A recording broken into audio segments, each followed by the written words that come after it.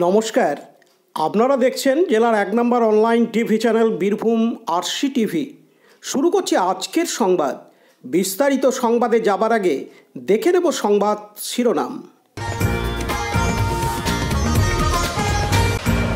রাজ্য সরকারি কর্মচারী ফেডারেশনের জেলা কনভেনশনের সাংসদ।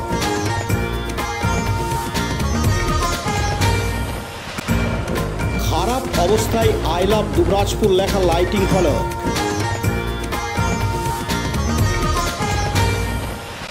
মহাসমারোহে পালিত হল মহাদ্দিসে আজম হিন্দের উরস মোবারক। কৃতি পড়ুয়াকে সংবর্ধনা রামপুরহাটে।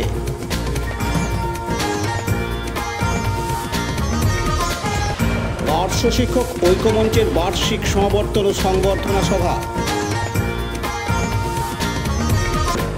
বিদ্যালয়ের বার্ষিক ক্রীড়া প্রতিযোগিতা দুবরাজপুরে।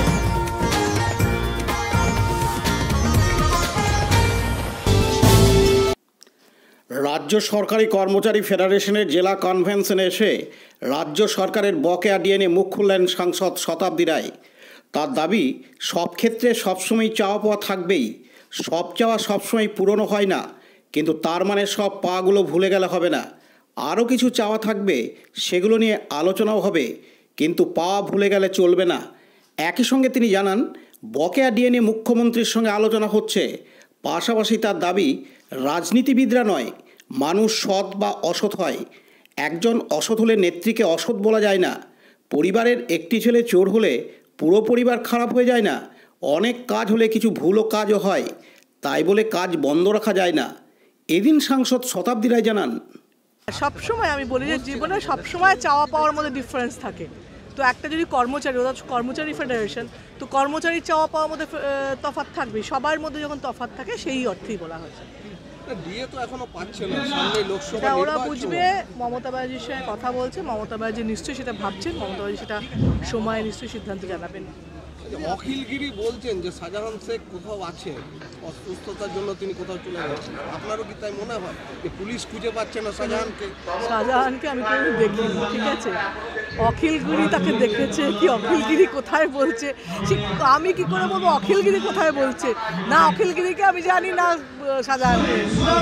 ওরা কোথায় আছে ওরা জানবে, যদি জানে তবে পুলিশকে দিদি, আপনি আরেকটা কথা বলছেন, একটি পরিবারে একজন গোটা পরিবারকে দায়ী করা যায়।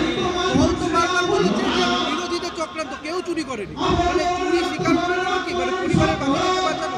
না, এগুলো সব মানে না। এটা যদি টোটাল একটা অ্যাভারেজ, মানে রবীন্দ্রনাথের কবিতা বলো যে আমারই চেতনার রঙে পান্না হলো সবুজ, তুই বলবে আপনার চেতনায় পান্না সবুজ হলো, তা তো নয়। এটা একটা কথা, এটা ভাবনা, যে তোমরা যেটা ভাবছো বা তোমাদের মধ্যে কোনো ভাবনা থাকবে, এটাকে এটা মেনে নেওয়া, এটা মানে অ্যাপ্রিসিয়েট করা, বা এটা মানে হ্যাঁ আমি অ্যাগ্রি করছি, এটা কাটছি, তা নয়, কাটার কথা নয়।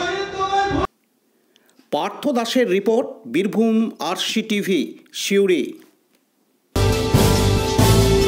এখন বিজ্ঞাপন বিরতি, ফিরে আসছি বিরতির পর। সব থেকে ভালো চিকিৎসা, সবচেয়ে কম খরচে, সবচেয়ে কম খরচে। সব থেকে ভালো চিকিৎসা, সবচেয়ে কম খরচে, সবচেয়ে কম খরচে। বিশ্বমানের স্বাস্থ্য পরিষেবা মিলবে দিনে রাতে, বিশ্বমানের স্বাস্থ্য পরিষেবা মিলবে দিনে রাতে। মণি মহেশ হসপিটাল, মণি মহেশ হসপিটাল, মণি মহেশ হসপিটাল, মণি মহেশ হসপিটাল। মণি মহেশ হসপিটাল, দুবরাজপুর, বীরভূম। ফিরে এলাম বিরতির পর। দুবরাজপুর পৌরসভার পাওয়ার হাউস মোড়ে আই লাভ দুবরাজপুর লেখা লাইটিং ফলক বা সেলফি পয়েন্ট দীর্ঘদিন ধরে খারাপ হয়ে পড়ে রয়েছে। দুবরাজপুর শহরে 3টি জায়গায় আই লাভ দুবরাজপুর লেখা লাইটিং ফলক বা সেলফি পয়েন্ট রয়েছে। দুবরাজপুর পাহাড়েশ্বরে, আশ্রম মোড়ে এবং পাওয়ার হাউস মোড়ে 3 জায়গায় রয়েছে আই লাভ দুবরাজপুর লেখা লাইটিং ফলক। এগুলি এক একটি তৈরি করতে খরচ হয়েছে প্রায় 3 লক্ষ টাকা করে। এখনও বছর ঘোরেনি এগুলো বসানো, আর এর মধ্যেই হয়ে গেল খারাপ। দুবরাজপুর পৌরসভার চেয়ারম্যান পীযূষ পাণ্ডে জানান, আপনাদের কাছ থেকে ঘটনাটি শুনলাম, খারাপ হওয়ার বিষয়ে তাকে কেউ খবর দেয়নি, তবে খুব শীঘ্রই তা ঠিক করে দেওয়া হবে বলে জানান। এদিন তিনি আরও বলেন, দুবরাজপুর পৌরসভায় আমরা আই লাভ দুবরাজপুর 3 জায়গায় বসিয়েছি এবং সেটা দীর্ঘদিন থেকে ঠিকইভাবে চলছে। আমার কাছে এই মুহূর্তে খবর নেই, আমি আপনাদের কাছে জানলাম, অবশ্যই দেখছি, কারণ এটা কোনো ব্যাপার না, হয়তো তারে কোনো শর্ট হয়ে গেছে বা কিছু, এবং পাহাড়েশ্বর এবং আমাদের আশ্রম মোড়ে সেগুলো জ্বলছে। অনেক সময় হয়তো এর বিদ্যুতের সংযোগের ব্যাপার, তো কোথাও তো শর্ট সার্কিট বা কিছু হয়ে গেছে। আমি অবশ্যই জানলাম, আমি আজকে ছুটি আছে সানডে, আমি কালকে এটা ঠিক করে দেবো। এবং আমার ওই এলাকার কাউন্সিলর বা কারো কাছ থেকে আমি রিপোর্টটা পাইনি, পেলে হয়তো আরও আগে আমি করে দিতে পারতাম, কেন এটা কোনো অসুবিধা নেই। আই লাভ দুবরাজপুর এগুলো কোনো খারাপ হয়নি, এগুলো একটু বিদ্যুৎ সংযোগের ব্যাপার, কোনো কারণে হয়তো খারাপ হয়েছে। আপনারা যখন বলছেন নিশ্চয়ই আমি অবশ্যই ঠিক করে দেবো কালকের মধ্যে। Laltu Mukherjee report, Birbhum RC TV, Dubrajpur. এখন বিজ্ঞাপন বিরতি, ফিরে আসছি বিরতির পর। RCS Network, High Speed Internet Broadband Cable TV and Landline Service Provider, Dubrajpur, Birbhum. আমাদের এখানে পাবেন BSNL, RailTel, City Alliance, NGO ফাইবারের internet, cable TV and landline টেলিফোনের কানেকশন নিতে যোগাযোগ করুন। দুবরাজপুর 034462296277 7449000072 9732202011 8207037404। সিউড়ি 034622999995 9647669675 7063544520। ফিরে এলাম বিরতির পর। সারা বিশ্বের পাশাপাশি আজ রবিবার 28শে জানুয়ারি পশ্চিমবঙ্গের বীরভূম জেলার দুবরাজপুরের ইসলামপুরে খতিবে আজম ফাউন্ডেশনের পরিচালনায় এবং খতিবে আজম সমিতি ইসলামপুর শাখার উদ্যোগে মহাসমরে পালিত হল মহাদ্দিসে আজম হিন্দের 64তম উরস মোবারক। এদিন সকালে উরস মোবারক উপলক্ষে ঝান্ডা উত্তোলন করা হয়। তারপর মাদ্রাসার ছাত্রদের নিয়ে কুলখানি এবং মিলাদে মেহফিল অনুষ্ঠিত হয়। শেষে সকলকে সিন্নি বিতরণ করা হয়। তাছাড়াও দুপুরে ইসলামপুরের সমস্ত পাড়ার কবর খোঁড়ার লোক, সমস্ত মসজিদের ইমাম, মুয়াজ্জিন ও মুসল্লি এবং গরিব মানুষজনদের মধ্যাহ্ন ভোজন করানো হয়। উল্লেখ্য, হজরত সৈয়দ মুহাদ্দিস আজম হিন্দের মাজার শরীফ রয়েছে উত্তরপ্রদেশের কিচৌছা শরীফে। প্রতি বছর এই সময় দুবরাজপুরের ইসলামপুর থেকে হাজার হাজার আশরাফি সিলসিলার মুরিদরা সেখানে হাজির হন। কিন্তু এবছর সেখানে না গিয়ে ইসলামপুরেই পালন করা হয় উরস মোবারক। কারণ সম্প্রতি সেখানকার পীর সাহেবের একটি ভিডিও বার্তার মাধ্যমে নিজ নিজ গ্রামে উরস মোবারক পালন করার নির্দেশ দেন। ইসলামপুর সদর মসজিদের পেশ ইমাম হাফিজ আনোয়ার হোসেন আশরাফি জানান, এবছর আমরা কোনো কারণে উর্সে মুহাদ্দিসে আজম হিন্দে যেতে পারিনি, তাই ইসলামপুরে খতিবে আজম সমিতির উদ্যোগে এবারে জাঁকজমকভাবে পালন করা হয় মুহাদ্দিসে আজম হিন্দের উরস মোবারক। এদিন তিনি আরও জানান, अस्सलाम वालेकुम वरहमतुल्लाहि वबरकातुहू। आज यहाँ पर खतीब आज़म कमेटी के जानिब से उर्से मुहद्दिस आज़म हिंद अलैहि रहमत व रिज़वान का एक बड़ा सा प्रोग्राम इन लोगों ने इनेकाद किया है। इन लोगों ने इमसाल उर्से मुहद्दिस आज़म में किसी मसलहत के बिना पर हम लोग उर्से मुहद्दिस आज़म में केचुसा शरीफ नहीं जा पाए। इसकी वजह से खतीब आज़म कमेटी ने यहाँ इसके तमाम अरकान, तमाम बच्चों ने मिलकर एक अच्छा प्रोग्राम दिया है और मोहल्ले में, पूरे गांव में इन लोगों ने एक संदेश दिया है कि हम लोग उर्से मुहद्दिस आज़म में वहाँ केचुसा शरीफ ना पहुँच सके तो क्या हुआ, हम लोग इस्लामपुर की ज़मीन पर बैठकर यहीं से हम लोग हुजूर मुहद्दिस आज़म हिंद का उर्स मनाएंगे और यकीनन हुजूर मुहद्दिस आज़म हिंद अलैहि रहमत व रिज़वान के फैज़ान से हम तमाम लोग मालामाल होंगे। हमारे साथ सुबह से यहाँ पे क्या क्या किया आपने?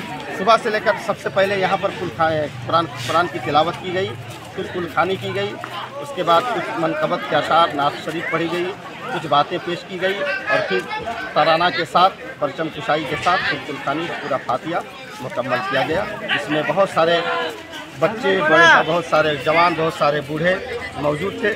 खुसूसन यहाँ कमेटी के तमाम अरकान और मोहल्ले के तमाम लोग यहाँ मौजूद थे। अल्लाह तबारक व तआला तमाम लोगों को जो मुहद्दिस आज़म हिंद अली रहमत व रिज़वान के फैज़ान करम से मालामाल अता फरमाए। अच्छा, ये कमेटी के जानिब से क्या संदेश देना चाहते हैं? इस कमेटी की जानिब से यही संदेश देना चाहते हैं कि हम लोग हुज़ूर मुहद्दिस आज़म हिंद अली रहमत ख़ुसूसन हम लोग बुजुर्गान दीन से मोहब्बत करने वाले हैं और अक़ीदत व मोहब्बत रखने वाले हैं। अहले बैत के घराने से हम लोग मोहब्बत रखने वाले हैं और यही संदेश हम लोग दुनिया वालों को देना चाहते हैं कि जब तक हम लोग जिंदा रहेंगे यकीनन हम लोग घराना हुज़ूर मुहद्दिस आज़म हिंद और मखदूम सिन्ना रज़ी अल्लाह तआला अन्हु के औलादों से मोहब्बत करते हैं। Laltu Mukherjee report, Birbhum RC TV, Dubrajpur. এখন বিজ্ঞাপন বিরতি, ফিরে আসছি বিরতির পর। আপনার কি দিন দিন ওজন বাড়ছে? ফ্যাট বা ভুঁড়ির সমস্যা? কিছুতেই ওজন কমাতে পারছেন না? আর দেরি না করে বাড়িতে থেকেই সঠিক ডায়েট চার্টের মাধ্যমে লাইফস্টাইল চেঞ্জ করে ওজন বা ফ্যাট কমাতে শুরু করুন। 30 days money back guarantee. 30 days money back guarantee. প্রয়োজনে ওজন বাড়াতে পারবেন। 30 days money back guarantee. 30 days money back guarantee. যোগাযোগ করুন কবিগুরু ওয়েলনেস সেন্টার, টাইগার ক্লাবের সন্নিকটে, চুরিপাড়ার, সিউড়ি, বীরভূম। Mobile number 9153121371, 8900251912। ফিরে এলাম বিরতির পর। রামপুরহাট থানার অন্তর্গত কুলকুড়ি বিষ্ণুপুর একটি প্রত্যন্ত গ্রাম। সেই গ্রামের দরিদ্র পরিবারের সন্তান দেবদূত সাহা সম্প্রতি সর্বভারতীয় ইউপিএসসি আইএএসের মতো কঠিনতম পরীক্ষায় উত্তীর্ণ হয়ে তাক লাগিয়ে দিল। সর্বভারতীয় পরীক্ষায় এবছর মাত্র 33 জন উত্তীর্ণ হয়েছে, তার মধ্যে 30 নম্বরে নাম রয়েছে দেবদূতের। সে বিশ্বভারতী বিশ্ববিদ্যালয় থেকে স্ট্যাটিস্টিক্স নিয়ে স্নাতক হয়েছে। বর্তমানে ডাক বিভাগে চাকরি করাকালীন কঠোর পরিশ্রম করে এই পরীক্ষায় উত্তীর্ণ হয়েছে। তার গ্রামে গিয়ে তাকে সম্প্রতি সংবর্ধনা দিলেন বিজেপির জেলা সাংগঠনিক সভাপতি ধ্রুব সাহা। তার পরবর্তী লক্ষ্য সিভিল সার্ভিস পরীক্ষায় পাশ করা। এদিন দেবদূত সাহা জানান, দীর্ঘদিনের পরিশ্রমের ফলে তারপরে এসেছে। কতটা আশাবাদী ছিলেন? আশা ছিল, আমার অনেক দিনেরই ইচ্ছা ছিল, কলেজ লেভেল থেকেই ইচ্ছা ছিল যে এই ইউপিএসসি একটা বড় এক্সাম ক্র্যাক করার। ছোটো থেকেই তো স্বপ্ন ছিল বড় কিছু করার, তারপরে এই সুযোগটা আসে। প্রত্যন্ত গ্রাম থেকে এত বড় স্বপ্ন দেখা আর সেটাকে সফল করা এখন কেমন লাগছে? কি কি স্বপ্ন আছে আগামী দিনে? এখন খুবই খুশি লাগছে, কারণ গ্রামের লোকের সবারই খুশিতেই আমার খুশি, এবং পরবর্তী ক্ষেত্রে আমি গ্রামেরই কাজ করতে চাই। কারণ গ্রামেরই আমি এখন বর্তমানে ব্রাঞ্চ পোস্টমাস্টার পদেই আছি, যেটা গ্রামের মধ্যেই পড়ছে। মানুষকে সেবা করতেই ইচ্ছা বলেই এই জবে জয়েন করেছিলাম, এবং এখন যেহেতু উঁচু পোস্টও পেলাম, সেহেতু পরবর্তী ক্ষেত্রেও আমার ইচ্ছা যে এবং এই গ্রামের মানুষকে সাহায্য করব। পাশাপাশি বিজেপির জেলা সাংগঠনিক সভাপতি ধ্রুব সাহা বলেন, আমাদের অত্যন্ত গর্ব, বীরভূমের আজকে অত্যন্ত গর্বের দিন। দুদিন ধরে খুব ভালো একটা সময় চলছে। দুইজন বীরভূমের ভূমিপুত্র পদ্মশ্রী পুরস্কার পেয়েছেন। তারপরে আমাদের ঘরের ছেলে ও ইউপিএসসি পরীক্ষায় পাস করেছে। আমরা শুভেচ্ছা এবং অভিনন্দন জানাতে এসেছি। প্রত্যন্ত গ্রামের মানুষও পিছিয়ে থাকে না, তার উদাহরণ সৃষ্টি করেছে। আগামী দিনে বীরভূমের প্রত্যন্ত গ্রামের নওজোয়াক যারা আগামী দিনের নতুন ভারতের স্বপ্ন, তারা সকলে আমাদের ভাইকে দেখে উৎসাহ পাবে। সেই জন্য আজকে অভিনন্দন জানাতে এসেছি। পতিত পাবন বৈরাগ্যের report, Birbhum RC TV, Rampurhat.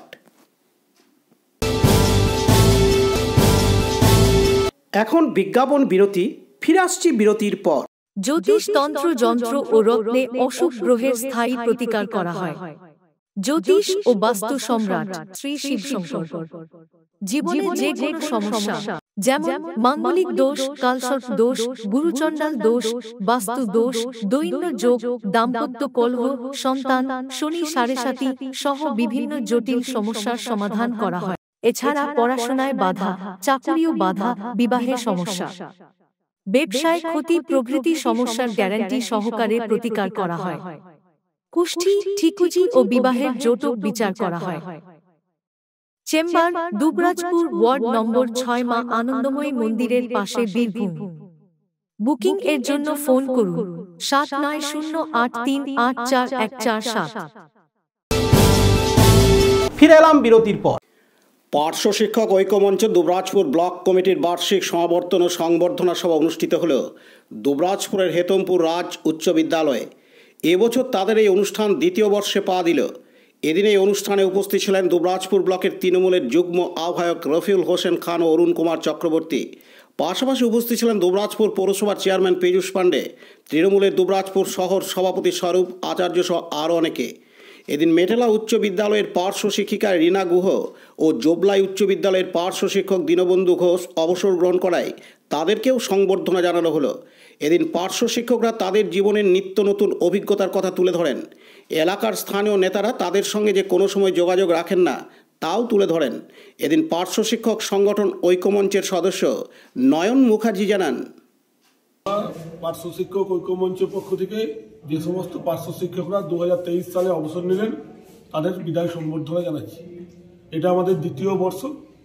আমাদের এই ভাবনা চিন্তার কারণ হচ্ছে যে পার্শ্ব শিক্ষকরা সর্বত্রই অবহেলিত সমাজে।